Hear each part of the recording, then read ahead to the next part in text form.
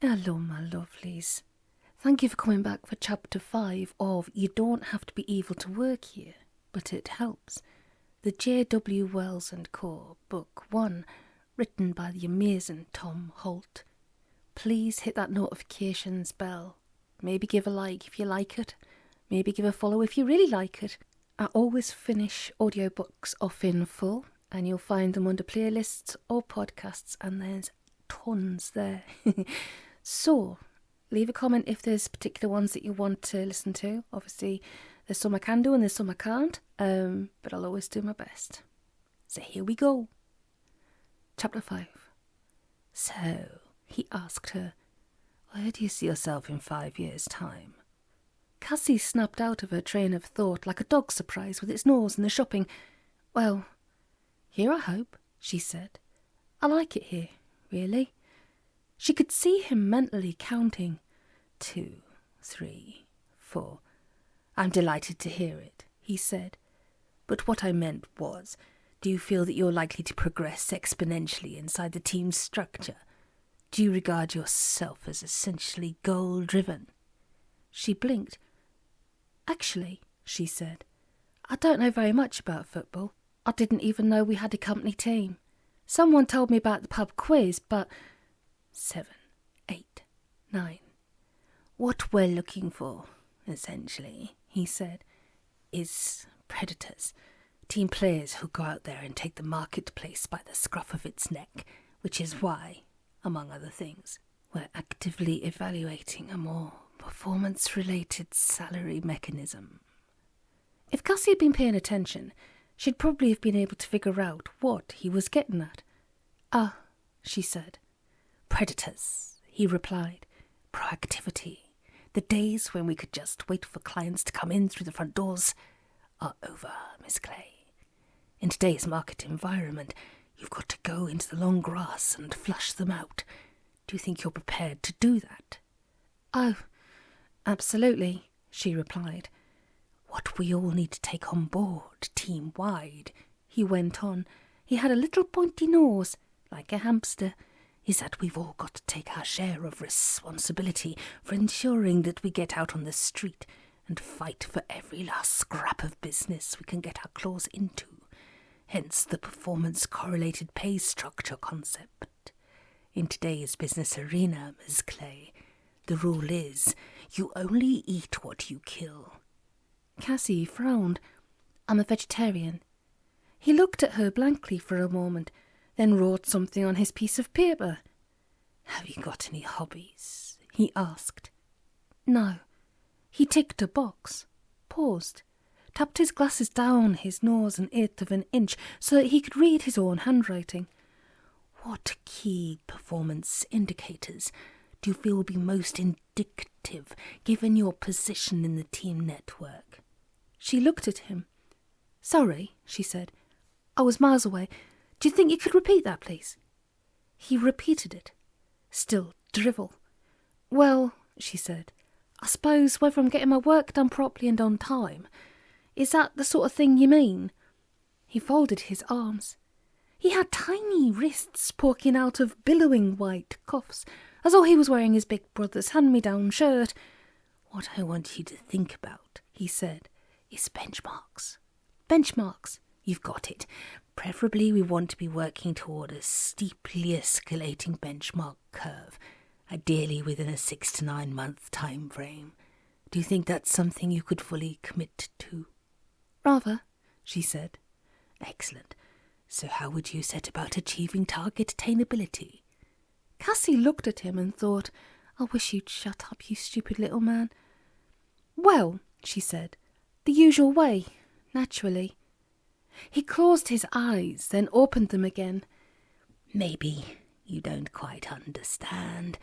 I'm talking about how we can work together to make sure you push the envelope in your particular post. She had absolutely no idea what he was drivelling on about. You mean letterboxes? Fine. He drew a great big black cross in one of his little squares.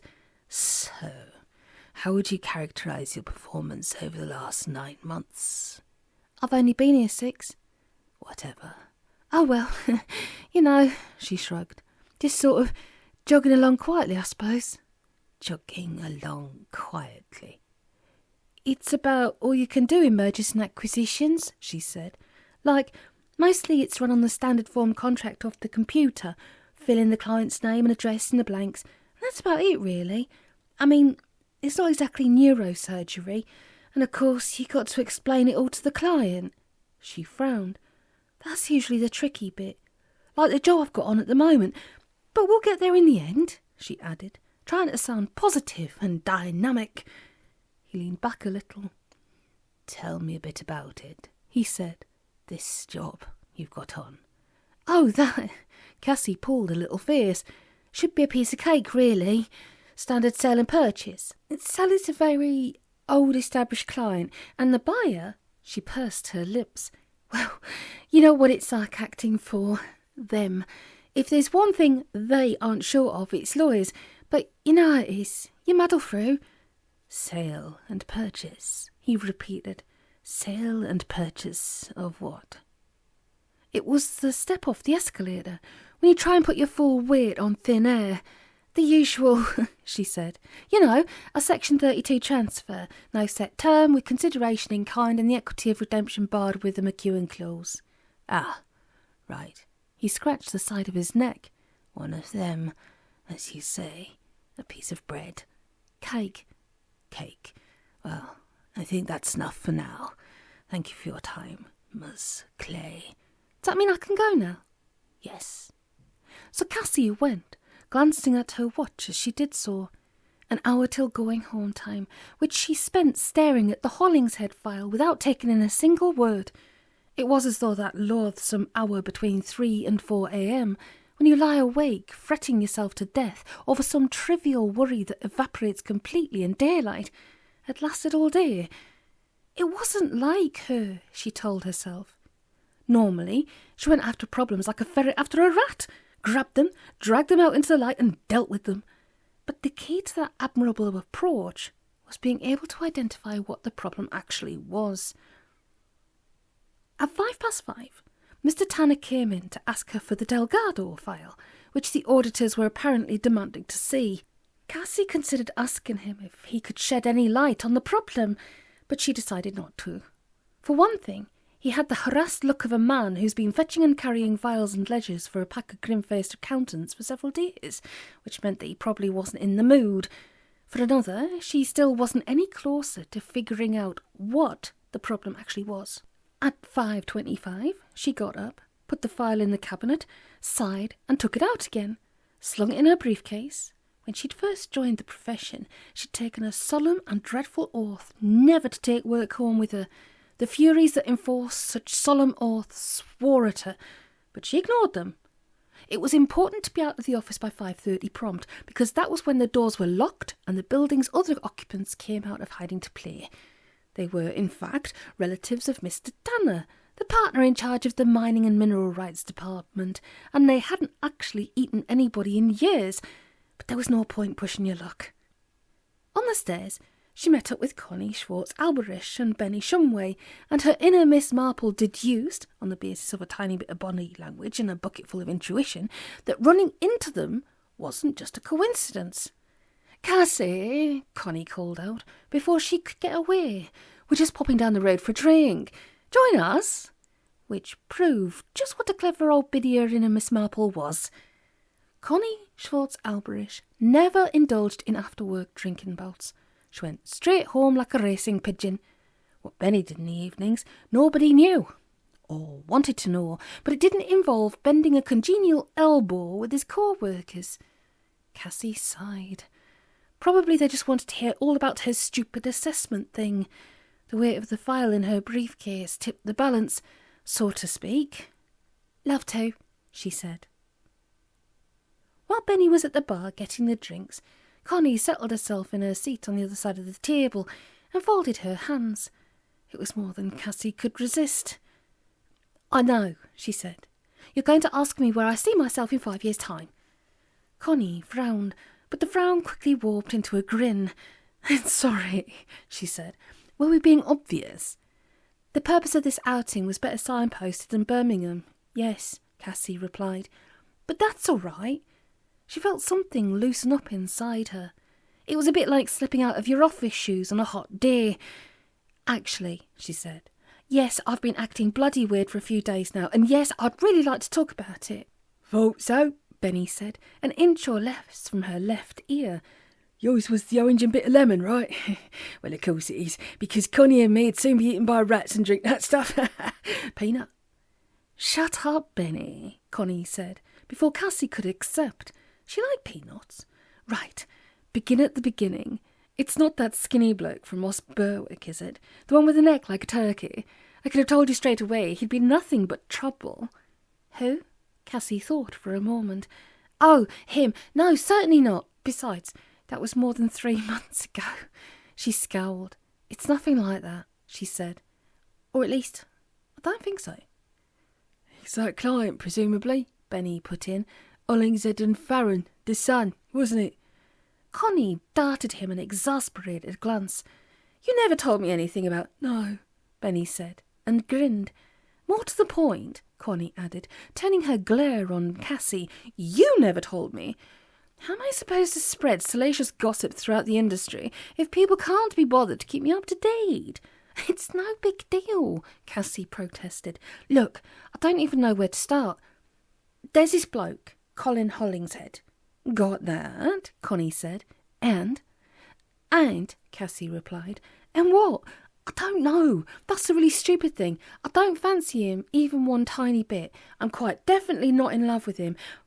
But... she thought for a moment, then shrugged. I don't love him, but I'm getting all these symptoms. We noticed, Benny said. Ouch, he added. Cassie remembered that Connie was wearing extremely pointy-toed shoes today. She winced a little in sympathy. Describe, Connie said. What? The symptoms? All right. Taking a deep breath, Cassie recited the whole miserable catalogue, starting with listlessness and inability to concentrate, and working right through to the dreaded phone call, which of course Benny already knew about. Yup, Benny said when she'd finished. Those are without doubt the second stage warning signs of a massive industrial strength crush. Witness asserts, however, that no such crush is in progress. Which assertion, he added quickly, before Cassie could see anything, the court is prepared to accept unreservedly. The question is, though, if that's not it, what the hell is it? Cassie leaned forward a little. Connie? Well, Connie hesitated and looked away, both uncharacteristic procedures for her. Cassie, dear, would you mind if I ask you some really weird questions? Not at all. Fine. Connie lifted her head, and there was something worrying about her expression. No gleam in the eye, for one thing. Probability wells. Consequence mines. Oh, Cassie said. Them. What about 'em? Really, Benny put in. It's nothing to be ashamed of. We've all blundered into one in our time. Cassie scowled. 1, yes, she said. 5. It was just bad luck, that's all. Of H. Extremely bad luck, Benny said firmly. Honestly, there's times when I don't understand people in this business, leaving bloody dangerous things like probability wells and consequent mines littered about the place where anybody could just stumble into them. Well, that's the point, Connie interrupted quietly. We don't. They're highly specialised, strictly controlled. In theory, Benny scoffed. But I could go into any pub between here and Blackfriars, and I bet you I could have my choice of prob wells and still have a change out of a grain. Strictly controlled magical weapons, Connie said firmly. Now, naturally, you don't go advertising the fact you've laid one. That'd defeat the object of the exercise. But neither do you lose them or carelessly leave them lying about in the street. But you, she went on, looking Cassie in the eye, in the 6 months you've been at JWW, you've contrived to get yourself stuck in 10 of the revolting things. She pulled a face. And don't tell me I'm exaggerating, because each time you stick your foot in one, it's me you call, and I'm the one who has to come and unstick you. Not that I'm moaning or anything, I'm just reminding you of the facts. Has it occurred to you that, just possibly, somebody out there doesn't like you very much? Cassie nodded slowly. It occurred to me, yes, she said. And really and truly, I can't think of a single person to go to all the hassle of trying to catch me in one of those things. Connie sighed. Me neither, she said. And if there was a feud or a turf war going on with any of the other firms, I'm sure I'd have heard about it by now. And each time I've come along to unstick you. Look, I'm really sorry about that, Cassie began. Connie smiled. It's all right, she said. Really? And I'm sorry you had to wait so long the last time. Only Cass Suslovich. She frowned. What I'm trying to say, she went on, is that it can't be a coincidence, but equally it can't be deliberate.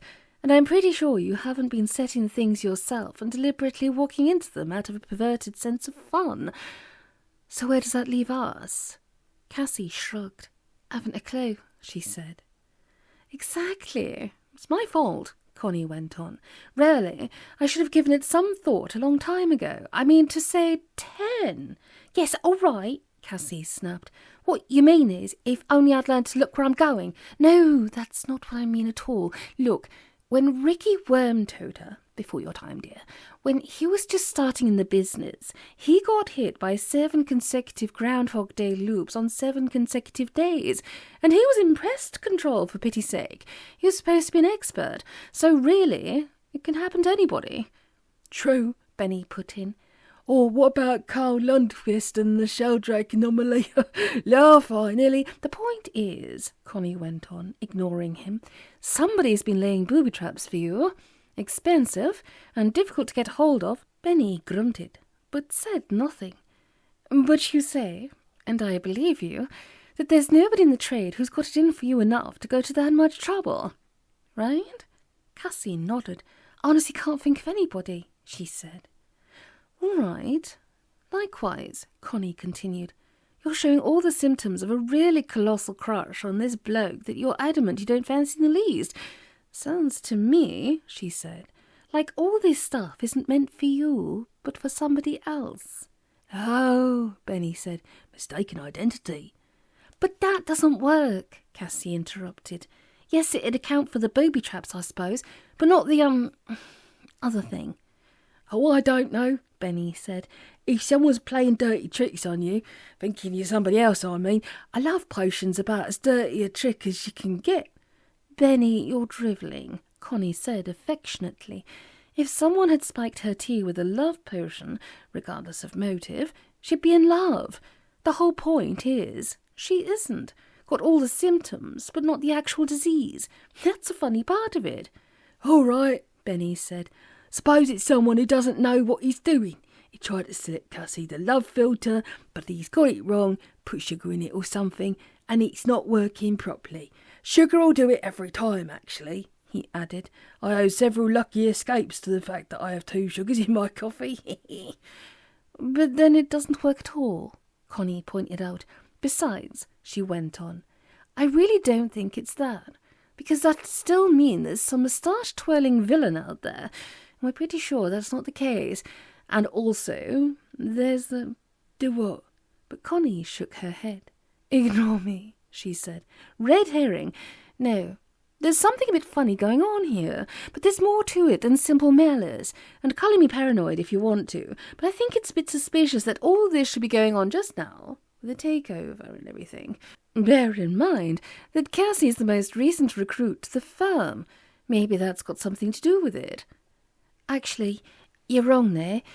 What about... Cassie paused. Sod it, I can't remember her name. You know, the pale-faced girl in entertainments. Came to us from UMG. She joined a month after I did. True, Benny said. What is she called, by the way? I can never remember. No, Connie said thoughtfully. Neither can I. You know, she went on, this is one of those problems where the more you think about it, the harder it gets. Still, she said firmly, there's bound to be a nice, straightforward explanation. Answer's probably staring us in the face, like relativity or Fermat's last theorem. She glanced at her watch. I think I'll go home now, she said. I need to rinse out some tights and clean the kitchen floor. Oh, fine, Cassie snapped petulantly. You're going to waltz off and leave me worrying myself to death in case there's someone out there trying to screw me over with probability wells and love filters. Thank you ever so bloody much. Connie smiled. Cassie, dear, she said. "There's something about the profession you really ought to know. We've got all these horribly dangerous toys we love to play with, but really and truly, they're no big deal. At least, yes, they're horrible and scary, and they can do unspeakable things to you." "Especially Sheldrake anomalies," Benny pointed out, "and continuum twisters, and 5D snakes and ladders, and dragon's teeth, and—" "But compared," Connie went on blithely, "with all the really vicious stuff you're apt to find in everyday life, such as love and marriage and families and personal finance, they're really no bother to anybody. The most a Barrington flytrap can do to you is rip your body into atoms and freeze your consciousness forever in the exact moment of death. If you really want something to lose sleep over, imagine living with a couple of teenage daughters, which is why," she added, standing up, "I never got married. I may be exceptionally brave, but I'm not stupid." She left. Benny still had an inch of his drink left. Cassie stayed where she was. "The thing with Connie is," Benny said after a medium-length silence, "she's absolutely brilliant at what she does. If they'd made her a partner like they should have back in the 1970s, the firm wouldn't have got into the mess it's in now. But sometimes she has trouble remembering we aren't all as Sherman tank-like as she is." He sighed. "She can walk through walls without even breaking a fingernail. The rest of us have to use the dough." Cassie smiled. "I'd sort of worked that out for myself," she said. "And you know, I think she's right. I don't think it's a wizard's feud or a magical war or anything like that, or else I'd be on a plane to Nova Scotia right now. And the hell with a lot of you. Actually, I don't think it's really anything. Well, anything to do with work, if you follow me. It's just, somehow it's got mixed up with the work side of my life, and it's easier to spot in that context because it makes a more obvious mess. Does that make any kind of sense to you?" Benny finished his drink. "Cassie," he said, "I've been working for JWW ever since I left the minds of my ancestors. Nothing whatsoever makes any sense to me anymore. I find that strangely comforting. Cheerio." Cassie went home. Uneventful journey. 7 messages on the answering machine when she got in, all of them from her mother. She made herself cheese on toast and tried to get to grips with the Hollinghead file. In the silence of her lonely room, by the pale orange glow of the electric fire, it was all perfectly straightforward. A mundane, everyday little sale and purchase, the sort of thing that she could explain with her eyes shut and a kipper in each ear, which dragged her back, ineluctably, to context, and she didn't want to think about that any more, thanks all the same. Instead, she reflected for a moment on the complete and utter bog she'd made of her assessment interview. She thought it over. So what? If they wanted to sack her, they could do that any time they liked.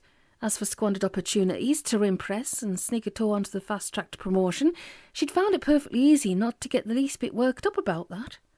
Screw the lot of them, she thought happily.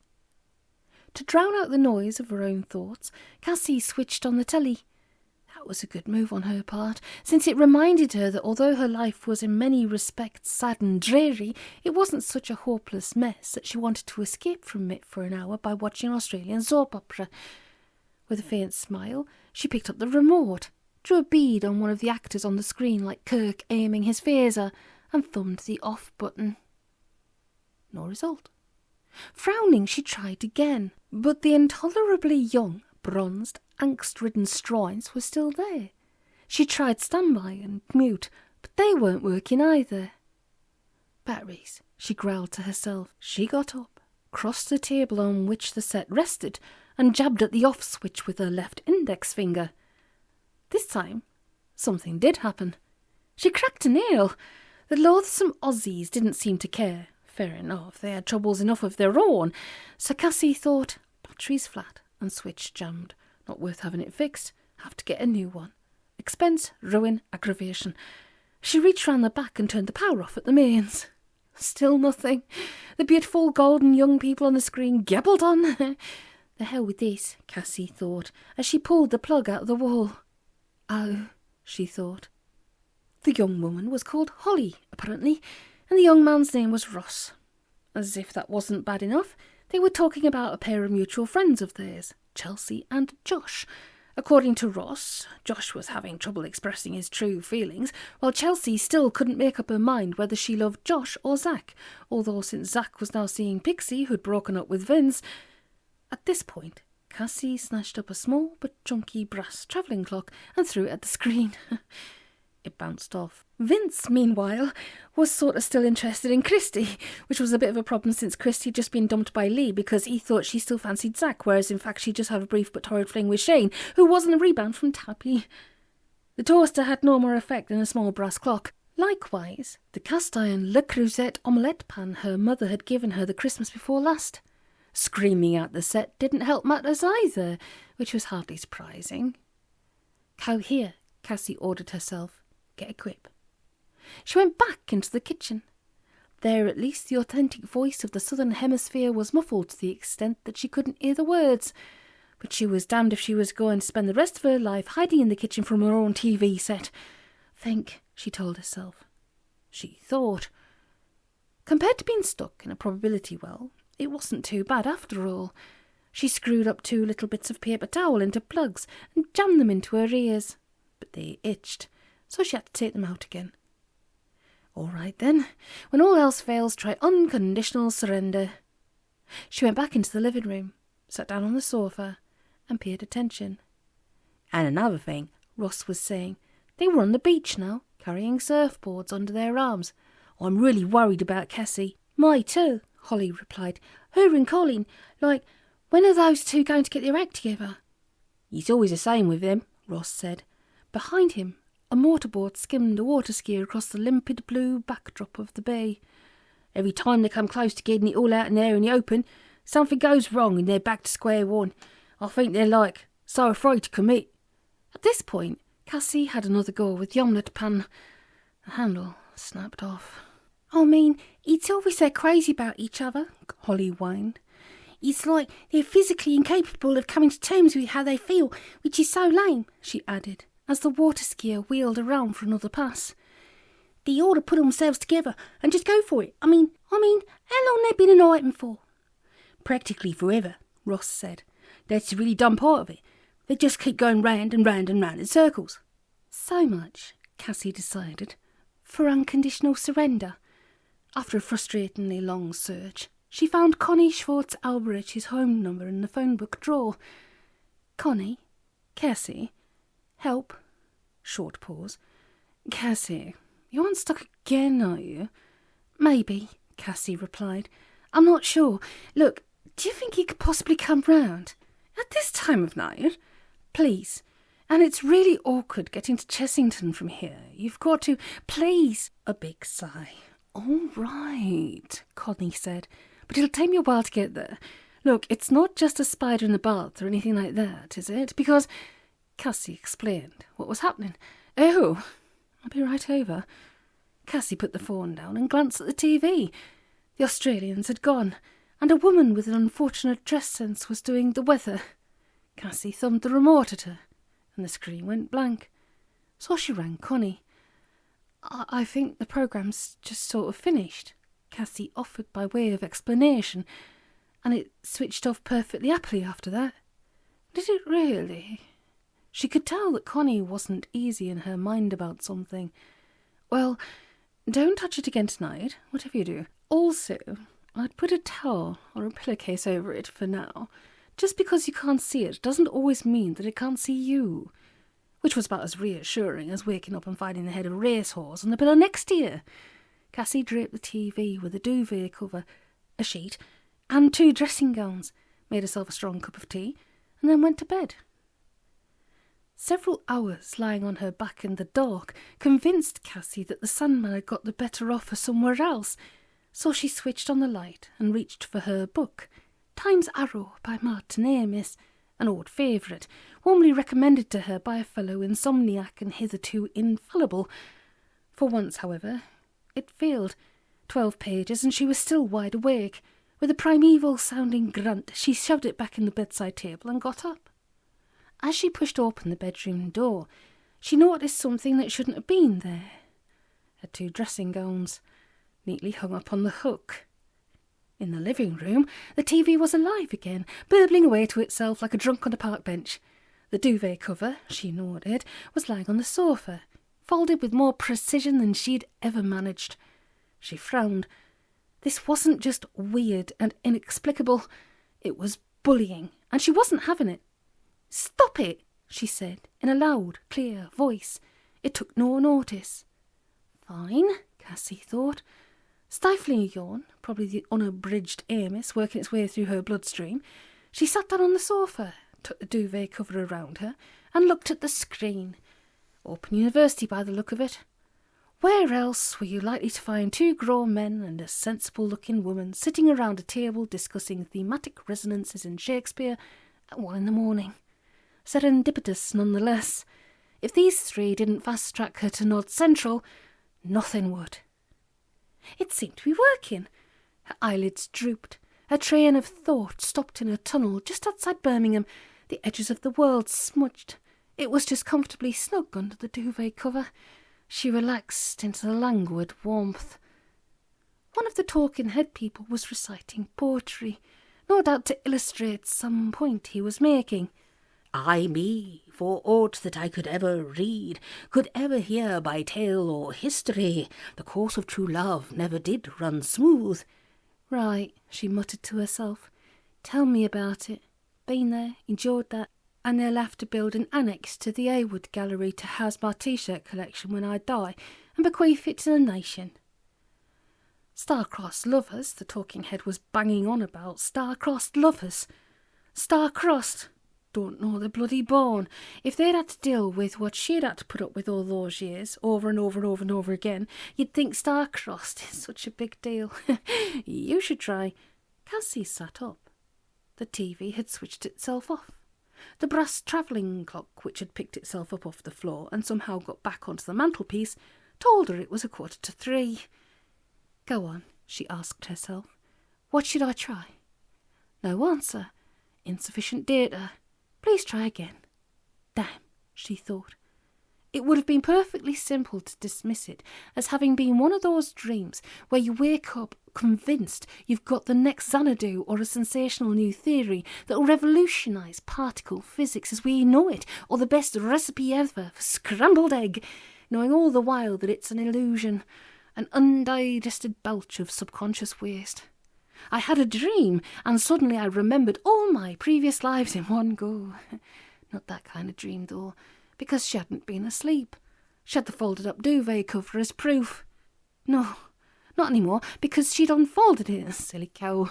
But there were 2 dressing gowns hanging on the back of a bedroom door that she'd last seen draped over the screen. Even Lord Hutton couldn't turn a blind eye to evidence as compelling as that. Just to be sure, she got up and checked. They were still there. Next she went to the kitchen. In the bin was her Le Creuset omelette pan, one careless owner, unwanted gift, with the handle snapped off. The course of true love never did run smooth. Cassie ate a couple of Ritz crackers and a small pink yoghurt. It seemed like a great deal of trouble to go to. Telekinesis, strong effective magic, quite a lot of difficult technical stuff which she could appreciate, being in the trade herself. Just a reminder of that. A bit like buying the last surviving Concorde and retrofitting it with huge smoke canisters just so you could skyride a stitch in time saves 9 over the Manchester rush hour. Besides, she wasn't at all sure about true love. Rather, she'd come to the conclusion that it was a bit like God or Santa Claus. Something you take on trust when you're young, until you eventually get to figure out why they want you to believe in something so innately improbable. You had to have something like true love, or else there'd be chaos, the fabric of society in tatters, the apocalypse of the film and music industry, a total lack of anything for the retail sector to hype in February. It was, therefore, a necessary myth, something you subscribe to but know deep down is a fallacy, a sham, like parliamentary democracy. Accordingly, it never runs smooth because it doesn't actually run at all. Fact. Fat chance of getting to sleep with all that churning round inside her head. She looked around for something to do. Well, it was the ironing. But the ironing is always with us, and Cassie held to the view that doing it only encourages it. Or there was the Hollinghead and Farron file, which she'd thrown aside earlier as too easy-peasy for words. Nevertheless, she still had to draft a couple of covering letters, forms for registering the transfer at St. Peter's House, routine guff like that. If she did it now, she wouldn't have to do it later, at the office. She could go and chat to Connie, or stare out the window. What fun. True love indeed. Whatever next? A tooth fairy? Cassie duly fell asleep at 5:25 a.m. in the middle of filling in Form G37. She woke up at 7:35 with a cricked neck, in plenty of time to burn her tongue on her morning coffee, miss her usual train, and arrive at the office 20 minutes late, with Mr. Tanner's mum on reception. Thank you for listening to Chapter 5 of You Don't Have to Be Evil to Work Here, but It Helps, J.W. Wells & Co. Book 1.